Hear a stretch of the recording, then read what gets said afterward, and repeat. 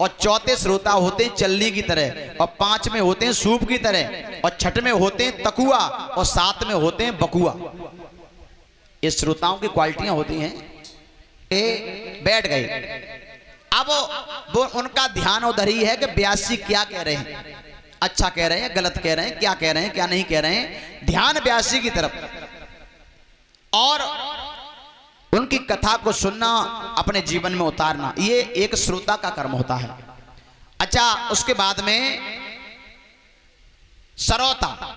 श्रोता कैसे कहते हैं? जो कथा में आकर के बैठ जाते हैं और कटाक्ष करते हैं, क्योंकि श्रोता काटता है ना, सुपारी काटता है, तो ऐसे ही कटाक्ष करने वाले भी आते हैं। अब वो खुद तो कुछ जानते नहीं, लेकिन दूसरा सुना रहा है तो कहते ये गलत है, ये साउंड ठीक नहीं है, कि पंडाल ठीक नहीं है, यानी कटाक्ष करना कि यहाँ के कार्यकर्ता बढ़िया नहीं, किसी ने मुझे बैठने को नहीं कहा, किसी ने मुझे पानी के लिए नहीं पूछा। कथा से कोई लेना देना नहीं है, यानी कटाक्ष करना। ये होते हैं श्रोता। और श्रोता तो आप जानते ही हैं, घर में पत्नी बच्चे सोने नहीं देते, चलो पंडाल में चल रहे और बढ़िया को पाए पकी धोख लगाई, क्यों अशोक भैया, आराम से सो रहे। और सोता मालूम कैसे होते?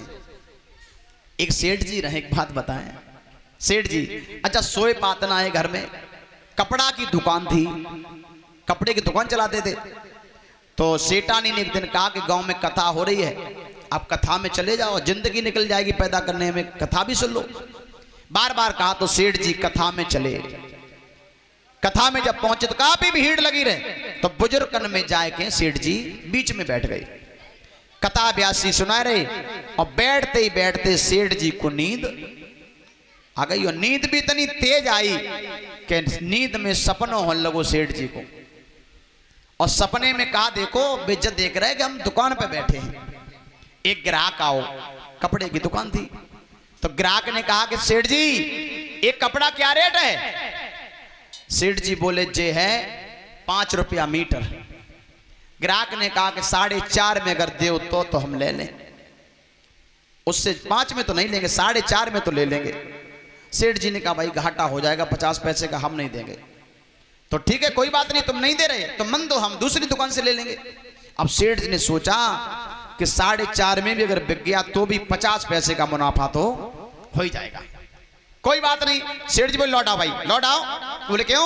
बोले ले जा 4.5 में तू दोनों हाथ पसार, ले जा 4.5 में दोनों हाथ पसार, और आगे बारे भक्त को कुर्ता दीनो फाड़। आगे के बूढ़े बाबा बैठे रहे कुर्ता पहने, धरे के कुर्ता चीतो। बाबा बोले क्या कर रहे? कुर्ता फाड़ रहे। बोले तुम्हें पता है हमारे ग्राहक चलो जादू तो। बोले यहाँ कथा सुन भी आए हो कि दुकान चलाए भी आए हो?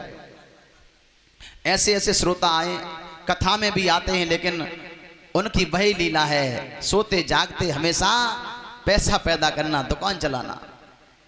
ये होते हैं श्रोता। और चौथे जो श्रोता होते हैं ना, वो चलनी की तरह। अच्छा चलनी का कार्य क्या होता है? चलनी अच्छा अच्छा तो नीचे निकाल देती है और बेकार अपने पास रख लेती है। ऐसे भी श्रोता आते हैं, यानी अच्छी बातें जो व्यासी बताते हैं ना, उनको तो वहीं छोड़ दी, उनसे कोई लेना देना नहीं। और व्यासी जो चुटकुला सुनाते हैं ना, चुटकुला बेकार की बातें, वो अपने पास रख ली, और उन बातों से कोई कल्याण होने वाला नहीं है, उनसे कोई लाभ नहीं मिलता है। और जो 5वें श्रोता होते हैं सूप की तरह, तो सूप का कार्य कितना अच्छा होता है। सूप अच्छा अच्छा अपने पास रखता है और बेकार सब दूर कर देता है। वो सबसे उत्तम श्रोता होते हैं जो सूप की तरह होते हैं। और 6वें श्रोता होते हैं तकुआ। तकुआ आपने देखे? तकुआ ऐसे होते हैं जो कथा में आए, अब उन्होंने देखा कि हमारी तो चप्पलें हो गई बड़ी बूढ़ी और दूसरे की नई तकलें, तकुआ ये जे बढ़िया है, और पैनी कोई मतलब ना कथा से, नजर सुबह सोई छटक ले, चप्पल पहने के निकल गए, चप्पलें चुराए भी आए तक भी केवल, बस कथा से कोई लेना देना नहीं। और साथ में होते हैं बकुआ, और बकुआ तो आप जानते ही हो, न तो खुद सुने और न दूसरे को सुनन दे, अपनी बकबक कर रहे बैठे। तो ऐसे लोगों को भी कोई लाभ मिलने वाला नहीं है। मेरे भगवत प्रेमियों, तो उन संतों ने कहा कि यही कथा मुझे पुनः दोबारा से सुनाइए, और हम सुनना चाहते हैं जिससे कि हमारे अंदर भी शांति आ जाए। और जब यही कथा गोकर्ण जी ने पुण्य दोबारा से सुनाई है तो उनके अंदर वास्तविक शांति आई। कथा को सुन करके मन की तरंग सब खत्म हो गई। अच्छा, जब तक मन की तरंग नहीं जाएगी तब तक शांति मिल नहीं सकती है। मन की तरंग मार लो बस हो गया भजन, और आदत बुरी संभाल लो बस हो गया भजन। आया है तू कहां से और जाएगा तू कहां, और इतना ही बस विचार लो बस हो गया भजन।